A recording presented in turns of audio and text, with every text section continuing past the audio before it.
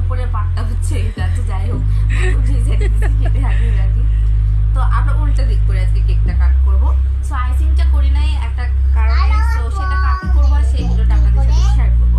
আচ্ছা, আমার কেকটা এত সুন্দর হয়েছে কিভাবে বুঝাবো তোমাদের?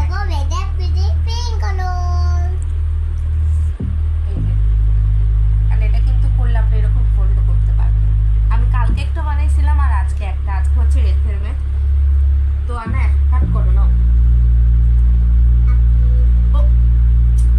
হ্যাঁ আচ্ছা, আজকে আপনারা হ্যাপি বার্থডে না, তো যার হ্যাপি বার্থডে তাই বলবেন। হ্যাপি বার্থডে বলো।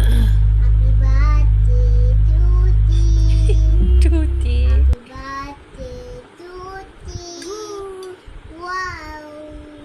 এই যে দারুণ হয়েছে মা। না, আগে হাত থেকে খেতে হয়। দেখছেন এভরিওয়ান কত সুন্দর পারফেক্ট কেক বানিয়েছে। মানে মাঝে মাঝে মন চায় যে মনে হয় আমি শেফ ছিলাম, মানে ছোটবেলায় শেফ ছিলাম, বড় হয়ে একটু এক্সপেরিমেন্টটা ভুল হয়ে যায়। আনায়া কেমন লাগছে মা তোমাকে? আম্মু কেমন মজা লাগছে একটু বলো। সুন্দর হয়েছে, মুখে তো আছে। অনেক বেশি টেস্টি। আর আপনারা এটা দেখলে বুঝতে পারবেন কত বেশি সফট।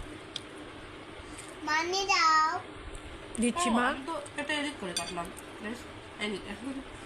এই দেখো বাদাম বেলেন বাদাম বেরেন কাটি নাও, না মান দাও ময়না, ময়না একটা কাটো, নাও নাও নাও। নাও।